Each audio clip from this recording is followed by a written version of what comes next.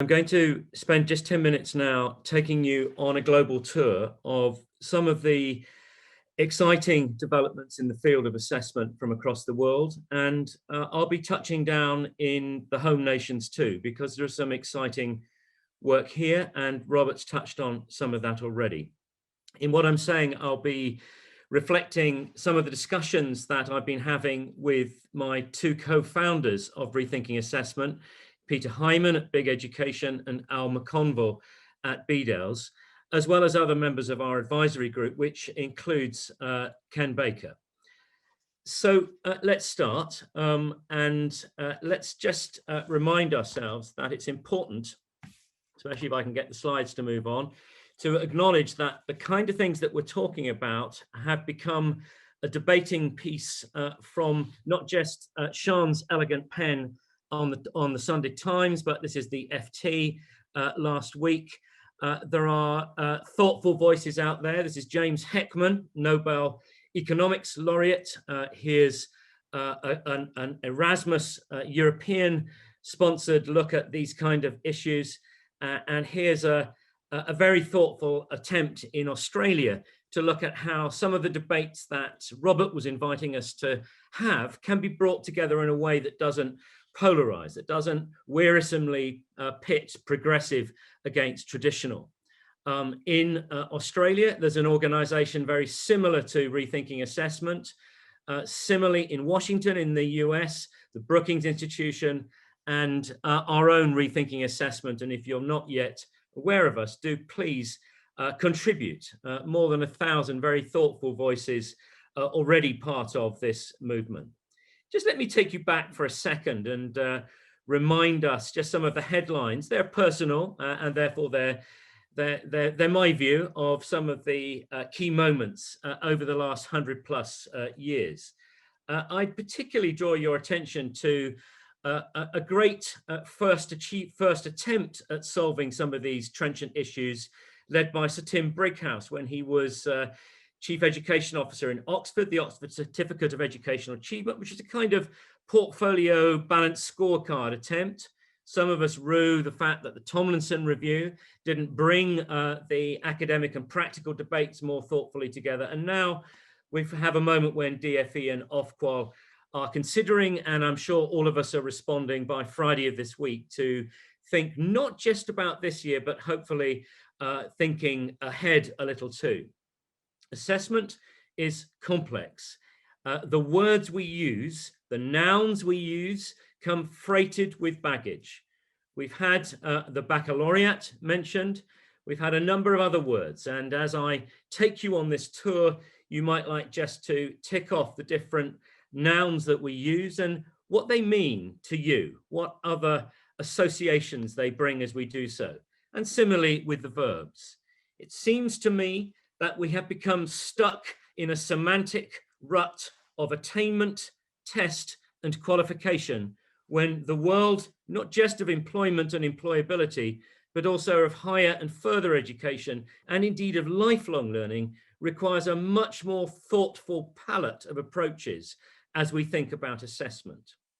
Of course, assessment begs the question, assessment of what? And rather than get diverted into that, I just offer you the World Economic Forum view of this, which is very similar to the OECD one, which was alluded to by Robert.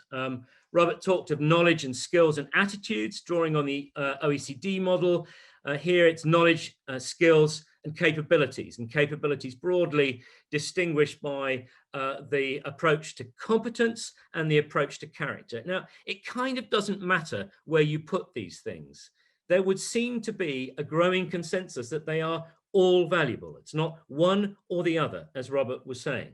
And our assessment system only serves a small fraction of this. And that's what I want to think about. How, for example, can we pay attention to the capabilities that we value, and if appropriate, and only if appropriate, assess them? You see, we currently assess, both academically and practically vocationally, certain things at 16 to 19, but do we need to assess them? Do we need to assess all of these? And if we do, how best might we assess them? And if we do or we don't, what are the unintended consequences? Perhaps most importantly, or at least more importantly, what else really matters? And what do we know about it? Of what we might like to assess is the evidence that it can actually be reliably assessed. And I'll give you some pointers to that. It's complicated. There are really promising practices and often unintended consequences as we look at this. Let's start with a movement that is largely, but not exclusively, in the United States. And it's a movement away from grades towards story. And the noun used is transcript. This is the Mastery Transcript Consortium. There's one in New York too. And it brings together high schools and some of the best universities. And it tries to get the journey from what we would say school or secondary school to university to be a more fluent, fluid, and effective measure of the whole range of young people's capabilities. There are more than 370 schools, some of which are in the UK. They're mainly in the US, and the result of their endeavors is to produce a credit profile, a mastery transcript carried digitally, but with lots of opportunity for data and exemplary evidence to be uploaded. Very similar approaches being explored in Australia. And it's no accident that these two large English-speaking areas are thinking about this. Of course, both of them have huge diversity. In both, although there's a central steer, it's often left to districts or states to work out exactly what's going to happen. Closer to home here, just down the road from where I am in Winchester, the BDAL's assessed curriculum, this is their entry on the UCAS site, is a school-developed alternative to GCSE, one that's running now, and its models of assessment include, but are not limited to, presentations, projects, and performances. It's happening now. If we wanted to go one stage further, we could look at the role of rigorous projects. In the States, it's quite widely used. In engineering degrees, it's part of the assessment portfolio. And here we have our own extended project qualification, currently existing at both Key Stage 2 and 3, 3 and 4, and half the value of an A-level. I'm sad to hear that it may be leaving us at Key Stage 3, but perhaps not. If we move out of the more conventional, what we might assess as a transition moment, there are really good examples of great schools. Here I'm drawing on the States again, which are assessing those other things, those capabilities that we might call character.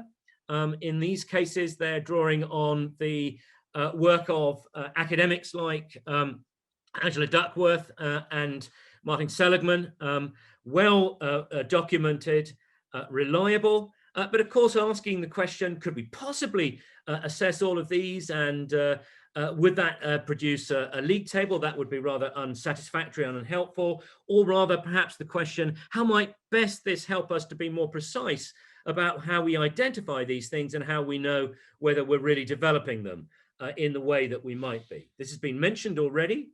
The great work of Voice 21, starting in School 21, and now very much a movement across the UK.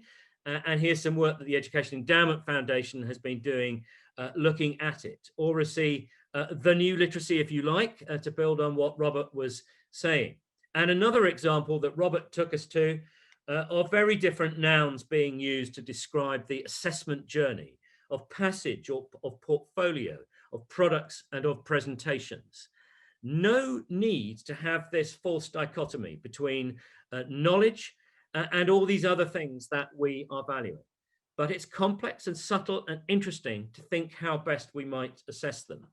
It's been my role as chair of the strategic advisory group of the new PISA creative thinking test, was to be 2021, but now if you look at the framework on the right in the small print, you'll see it's 2022 because our field trials were interrupted.